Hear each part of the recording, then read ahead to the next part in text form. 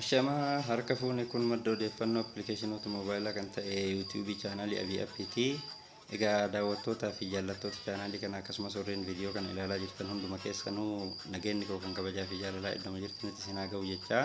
Gara qophii har'aaf isin qopheeffadheetiin isin dabarsaa obsaan nafaana tura.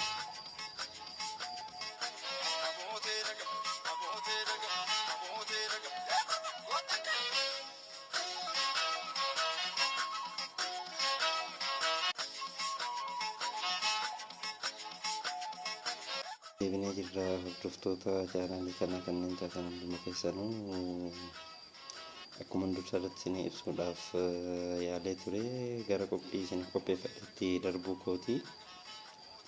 Innis maal inni qophii irraa keessatti akkuma beekamu dhiyeenya kana keessattuu yeroo boora'insa nageenya naannoo Amaaraatirraa eegalee sooshaal miidiyaawwan odeeffannoo dabarsan yookaan immoo guyyaa guyyaatti namoonni ittiin wal quunnamanii fi odeeffannoo adda addaa irraa argatan kanneen akka feesbuukii fi waatsaappii kanneen kana fakkaatan tokko tokko uguramuu yookaan saamsamuun isaanii ni beekama. Kana jechuun kallattiidhaan karaa duraanii isaanii seenanii fayyadamuudhaaf akka hin danda'amne ta'anii jiranii. Fakkeenyaaf feesbuuk laayitii akkuma durii sana moobaayil iskiriinii keenyarraa kallattiidhaan moobaayil daataa bannee seenuu akka hin danda'amne hundi keenya ni yaadanna yookaan ni beekna.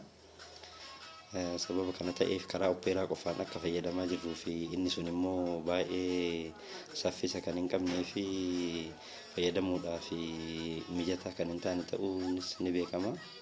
Kanaaf furmaata kana kan ta'u karaan tokko kan jiru ta'uu isin ibsuu barbaada.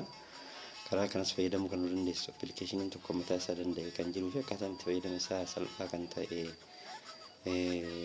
waan ta'eef isa kana sheerii isinii godhuu barbaada yookaan immoo akkaataa itti fayyadama isaa sana isin agarsiisuu barbaada. Appilikeeshinichi maqaan isaa appilikeeshinii Super VPN jedhu tokkodha.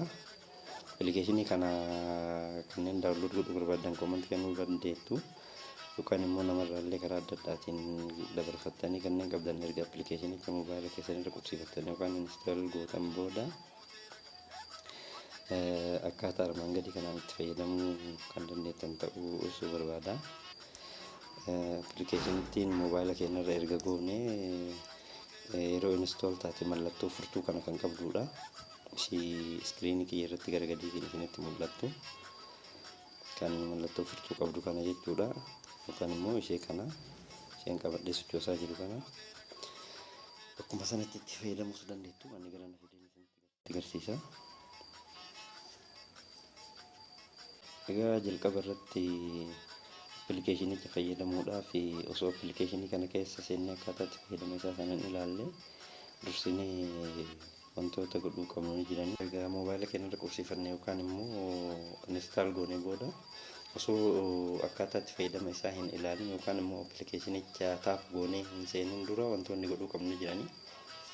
Isaan sunis moobaayil lookeeshinii keenya oon godhuu qabna. Kana jechuun bifa kanaan jechuudha. Lookeeshiniin yoo of taatee kanatti jiraatte lookeeshinii keessan oon godhuu qabdu. Lammataa appilikeeshinicha fayyadamuu isaa jalqabuudhaaf moobaayil daataan oon ta'uu qaba. Daataa keessan oon godhuu qabdu. Erga daataa oon gootanii gara appilikeeshinichaa seenuu dandeenya.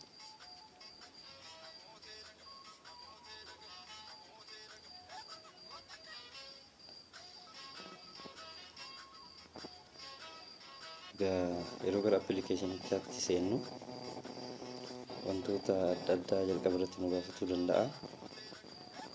Asirratti taaptuu konneekti kan jedhu ni jiranii.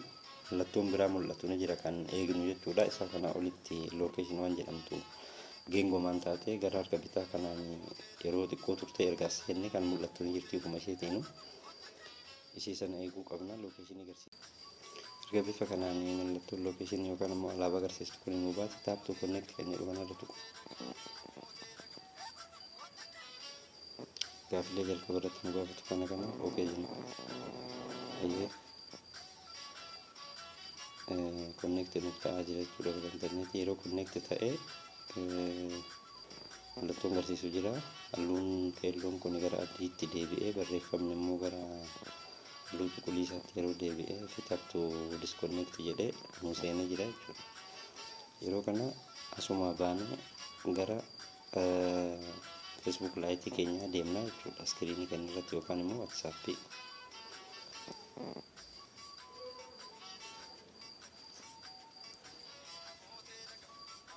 Kanaaf Facebook laayitii kiyyaa seenee fakkeenyaaf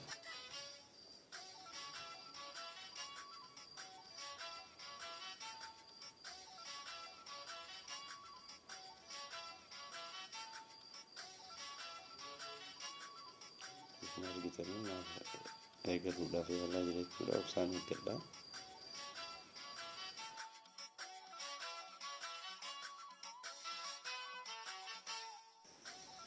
Egaa akkuma asirraa argitan akkuma duraan fakkii Facebook laayitii koo isa guramee ture karaa kanaan fayyadamuu akka danda'e walumaan ilaalaa jirra.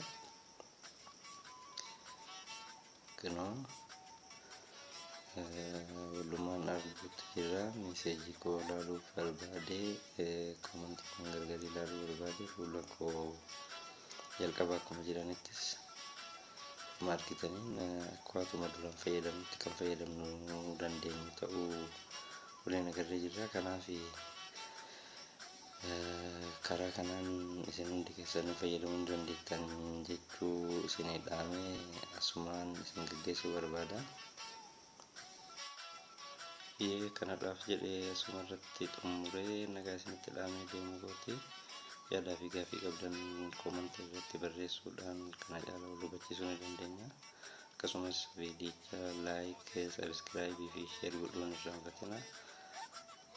Galatoomaa isiniin jedha.